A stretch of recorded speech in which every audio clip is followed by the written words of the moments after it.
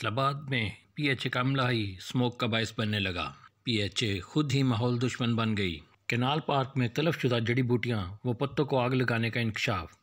Video में वाज़ेह देखा जा सकता है कि किस तरह पीएचए का अमला अपनी गफलत छुपाने के लिए तलफशुदा पौधों को आग लगा रहे हैं, जबकि फैसलाबाद इंतजामिया कमिश्नर, डिप्टी कमिश्नर और असिस्टेंट कमिश्नर स्मोक के खिलाफ हंगामी बुनियादों पर काम कर रहे हैं। CTN न्यूज़ के नुमाइंदे मोहम्मद तबस्सुम की सपोर्ट में आप वाज़ेह तौर पर देख सकते हैं कि किस तरह पौधों को आग लगाकर फैसलाबाद के एनवायरनमेंट को नुकसान पहुँचाया जा रहा है।